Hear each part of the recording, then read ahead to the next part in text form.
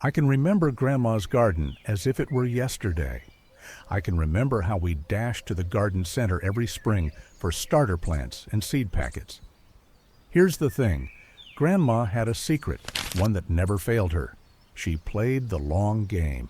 She'd fill her garden with perennial crops, faithful, resilient plants you put in the ground once that come back, year after year, with little more than a wink and a nod. While we are caught in an endless cycle of tilling, sowing, and buying new seeds each spring today, our grandmothers leveraged this timeless secret. They cultivated a legacy. They filled their gardens with perennial crops, stalwart, resilient plants you nurtured once and who, in return, became lifelong friends, providing bounty season after season, decade after decade. These plants weren't just for eating. They were for healing, preserving, and sharing with a neighbor over the fence. They were a testament to a simpler, smarter way of living. But before we dust off that old garden journal and rediscover some perennial pillars of Grandma's endless harvest, hit that subscribe button for more gardening tips Grandma would approve. And don't forget to ring the notification bell because the secrets I share will totally transform your backyard garden. Here's a detailed guide to those timeless staples that keep coming back, complete with planting wisdom and upkeep tips. Asparagus. Let's begin with the ultimate lesson in patience. Grandma would eagerly await the first tender spears of asparagus each spring. She'd plant these crowns and wait patiently for 2 to 3 years. But oh, the payoff. For the next 20 years, those tender green spears were the first true taste of spring, a reward for waiting through the long winter. Planting them isn't much of a hassle either. For starters, always choose a sunny, well-drained spot. Plant dormant asparagus crowns 6 to 8 inches deep in trenches rich with organic matter. Patience is key. This means no harvest until year 3 to let roots establish. Once the seeds are in the ground, the real job begins. Keep the soil moist but not soggy. Mulch well to control weeds and conserve moisture. Cut back fern foliage only after it yellows in autumn to feed the roots. Rhubarb. With its massive tropical-looking leaves and vibrant pink stalks, the rhubarb patch was a garden landmark. That giant leafy clump was a garden centerpiece. She'd always warn us against eating its leaves, but she turned the tart stalks into tasty pies, jams, and sauces. Grandma would plant the rhubarb's crowns once winter rolled by. Just like with the asparagus, she'd choose a sunny spot with rich, well-drained soil, dig a deep, wide hole, and plant the crown so the buds are just 1 to 2 inches below the surface. Then give it plenty of space, up to 3 feet apart. Caring for a rhubarb patch is also quite taxing. 1, you have to water deeply during dry spells. Also, feeding it with a shovel of well-rotted manure or compost each fall means the patch would grow healthy and yield a lot of summer harvests. Lastly, remove the flower stalks as soon as they appear to keep the plant's energy in the tasty stems. Horseradish. Grandma prized horseradish for its spicy kick, a root that added warmth to sauces and rubs, but planting them can be a real shot in the dark. Why? Well, because of its aggressive nature. Nevertheless, Grandma learned to respect it, not fear it. So she'd give it a dedicated spot at the back of the garden. But beyond that, she'd plant root cuttings in spring or fall, and at a slight angle, about 2 inches deep and 18 inches apart. For a controlled harvest, some gardeners plant them in a buried 5-gallon bucket with the bottom cut out. Planted once, its fiery roots would spread with vigorous determination. So, you don't have to bother too much with care. For larger roots, however, you can lift and prune in the fall. On cold winter days, a dab of Grandma's horseradish sauce would clear your sinuses right up. Sorrel. This tangy leafy green was Grandma's secret ingredient for fresh spring soups and salads, packing a lemony punch from one resilient patch year after year. This humble leafy green was one of the first things to pop up in spring. Now, let's talk about planting sorrel. Sow its seeds or plant divisions in spring. It thrives in full sun to part shade, like with the other perennials, space plants about 12 inches apart. It's not picky about soil, but appreciates moisture. They are resilient, not immortal. That means caring for your patch is imperative. We're talking regular watering as well as cutting back the flower stalks to encourage more leafy growth. Divide the clumps every 3 to 4 years to keep them vigorous. Chives. Grandma kept chives close to the kitchen. Those slender green ribbons brightened salads and baked potatoes year after year. "Why buy onions when you can just snip these?" she'd say, snipping them into a bowl. While Grandma definitely loved its taste profile, what really made them garden staples was just how resilient they are. They're low maintenance and can handle pretty much any soil type. And the cherry on top of this perennial cake, they even put on quite the show with their purple flowers in late spring, which are also edible. There are no downsides to this perennial. If you want to make this plant a staple in your garden too, buy a small pot from the nursery and plant it in spring or fall. Snip them often. This encourages new growth. And you're good. Mint. Here's a wonderful yet dangerous perennial. Mint tip 101. Never ever plant it in the open garden. Grandma always grew mint in a sunken pot or a dedicated contained bed to curb its joyful invasion. So to grow this perennial, plant a root cutting in a container with rich, moist soil and place it in a spot where it can get full sun to part shade. This would mean nothing if it's not properly cared for. This means harvesting it frequently to keep it bushy. Cut it back to the ground after it flowers. It's virtually indestructible. Its scent brings back a couple of memories. Mint tea was her go-to for soothing an upset stomach. The menthol in mint is a known antispasmodic, relieving indigestion and bloating. Oregano. These woody, low-growing herbs thrived at the feet of her roses and tomatoes. It wouldn't be a reach to say oregano thrived on neglect, with its scents intensifying under the hot sun, perfect for her hearty stews and tomato sauces. Once they were established in Grandma's, we counted on them to come around year after year. Regardless of the oregano's resilience, they are still rather picky. For one, they demand full sun and excellent drainage. Also, plant them in rocky, slightly poor soil for the most intense flavor. To care for the patch, water moderately and trim them back after flowering to prevent them from getting leggy. Oregano is also one of the most powerful natural antioxidants.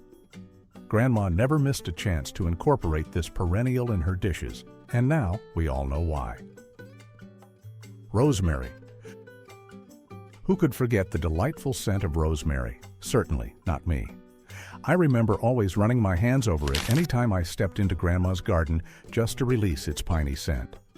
Grandma never missed the chance to add even just a sprig to her roasting chicken. This perennial loves the heat and hates wet feet. So ensure you plant it in a sunny, sheltered spot with very well-drained, almost sandy soil and slightly alkaline pH. Don't go overboard while pruning or watering once established. Remember, this guy loves the heat. So in colder climates, grow it in a pot you can bring indoors. Grandma had this theory that the scent improves memory. We all called it a hoax. Well, we couldn't be more wrong. Modern science shows that compounds in rosemary oil can indeed improve concentration and brain function. Not to mention, it's also rich in antioxidants. Sage. With its soft gray-green leaves, sage was as much for medicine as for cooking. It was essential for the Thanksgiving turkey and stuffing. The only reason why it was always available every Thanksgiving was because it's as tolerant as perennials come. Grandma's sage plant stood stout and fragrant, and here's how she made that happen. Like rosemary, it loves full sun and poor, well-drained soil. So as long as you can grow one, you can grow the other. But you never let sage run wild, which means pruning it back hard in spring to encourage new, tender leaves. Sage plants are as resilient as they come, but they're not going to live forever. So replace plants every 4 to 5 years as they become woody.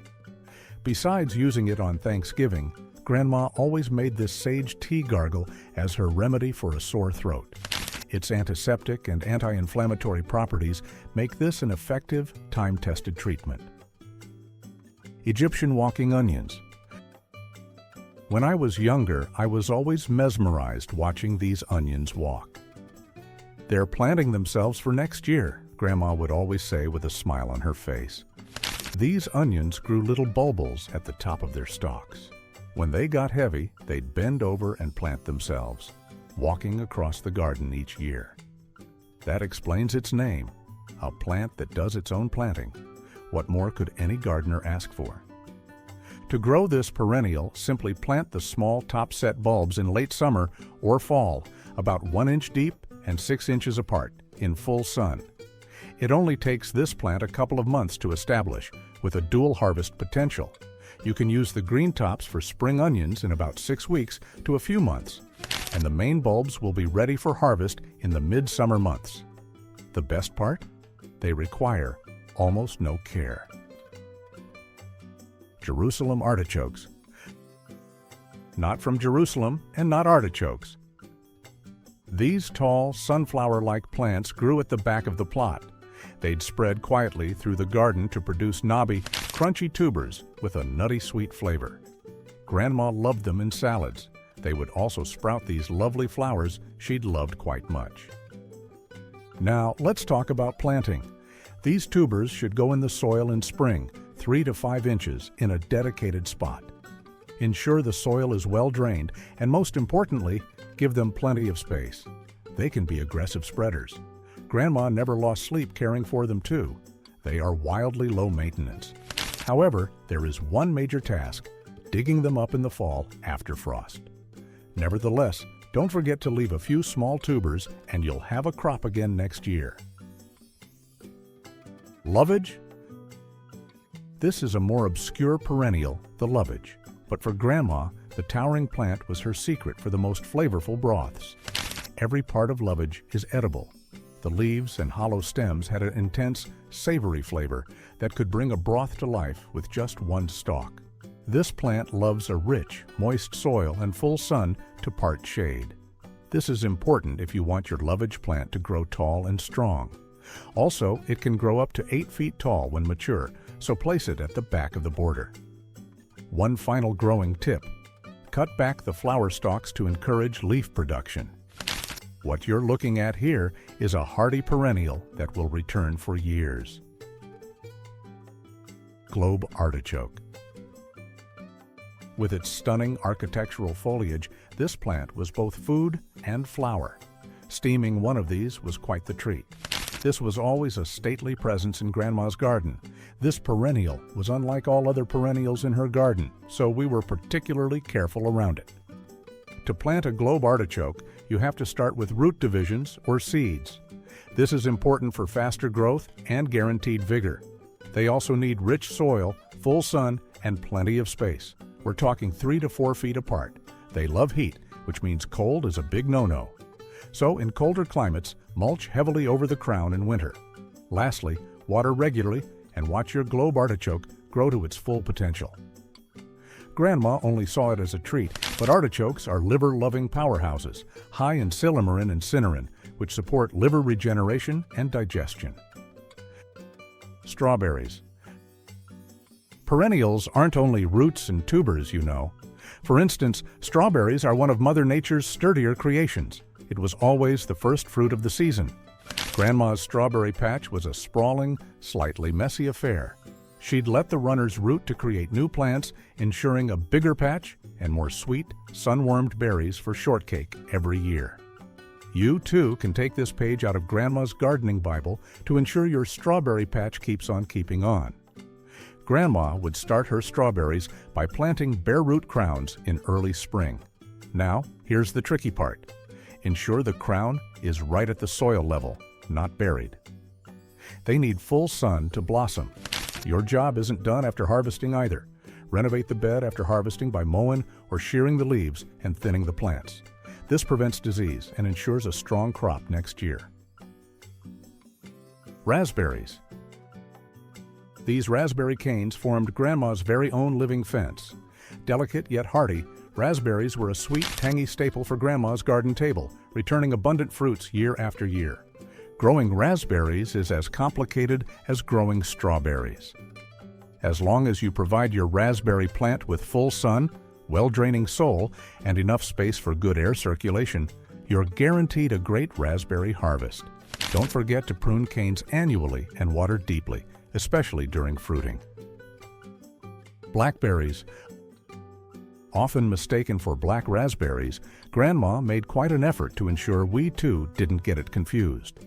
Raspberries leave a hollow core, blackberries keep theirs. She'd say that over and over as we trimmed the blackberry canes. Yep, they grow on these upright canes, just like raspberries do. Planting them is similar to raspberries too. Plant bare root canes in early spring. They need full sun and well-drained soil. Provide a trellis or support system from the start. Pruning is quite essential here. For blackberries, you have to prune the side branches after fruiting. Here's a little health secret. Blackberries' deep color comes from anthocyanins, powerful antioxidants linked to improved brain and heart health. Blueberries. The little blue gems of Grandma's garden were a summertime joy. They demanded a lot, but the reward was always tasty and nutrient-rich. Blueberries, just like any other perennial, are a resilient plant, but only when the soil is right. I can remember Grandma stumbled for a bit before her blueberry bush blossomed. Why? Well, because this berry prefers acidic soil that is rich in organic matter. Don't meet these demands, and just like Grandma, you'll struggle quite a bit. So, test your soil. They need a pH between 4.5 and 5.5. Amend with peat moss or sulfur when planting. Plant at least 2 different varieties for cross-pollination. Grandma would often keep a couple of coffee grounds handy to sprinkle around the soil and keep it acidic. And it worked like magic, because in no time we were rewarded with buckets of berries. She'd call them brain food, and modern science wholeheartedly agrees, linking them to improved memory and cognitive function. Elderberry. Here we have a multi-purpose powerhouse, elderberries. In early summer, she'd collect the delicate, fragrant white flower clusters to make elderflower cordial. In late summer, the dark, heavy bunches of berries were harvested for the famous immune-boosting syrup that got us through every winter cold. What you're looking at was our family pharmacy, and we could count on it because it came back every year. Elderberries love the sunlight, so plant shrubs in a sunny spot with moist, well-drained soil. Just like with blueberries, you need at least 2 for good pollination. To maintain the patch, prune out dead or weak canes in late winter. The best berries form on second-year wood. Fig tree. If you're living in the milder climates, then having a fig tree out back is a non-negotiable. There weren't many plants that had Grandma calculating as much as the fig tree did. Why? Because the fig tree loved the heat so much. In the end, she planted hers against a sunny, south-facing wall. She did this so that the south-facing wall acts as a thermal mass, radiating heat and protecting the fig tree, especially from winter cold. Quite clever. Besides figuring out how to provide the fig tree with optimal heat, there isn't much else to complain about with this perennial. Water young trees regularly, prune only to shape or remove dead wood, and your fig tree will grow tall and strong. Gooseberries. These hardy, old-fashioned bushes were the backbone of the fruit shrub border. Their jewel-toned berries, strung like tiny lanterns, were too tart to eat raw, but with Grandma's loving hands, became the most vibrant, flavorful jellies imaginable. Here are a few tips on growing gooseberries. Always plant bare root bushes in early spring. They tolerate part shade, but fruit best in the sun. So, before you pick a spot, ensure these berries will be getting up to 7 hours of sunlight. As usual, don't neglect pruning. This will open up the center of the bush for light and air. They are very long-lived and hardy, so once established, it's pretty much smooth sailing. Watercress. If you have a ditch or a damp spot on your property, then it's time to grow watercress. Grandma never grew this perennial, but she could always spot it along a clean, running stream. She'd cut some, and just like that, we had a free peppery green for salads and sandwiches. The one rule of the watercress is this: it must have constant moisture. even though that means growing it in a container sitting in a saucer of water that is refreshed daily. If you're lucky enough to grow this perennial, harvest the tips regularly to encourage bushier growth and always ensure your water source is clean to avoid diseases.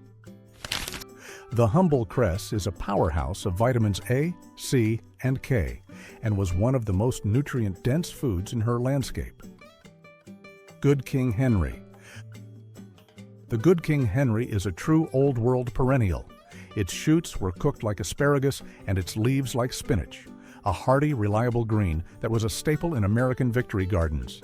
Sadly, it's been forgotten since then. This is a green that's high in iron, vitamin C, and calcium, making it a valuable leafy green that shouldn't only be a crop of the past.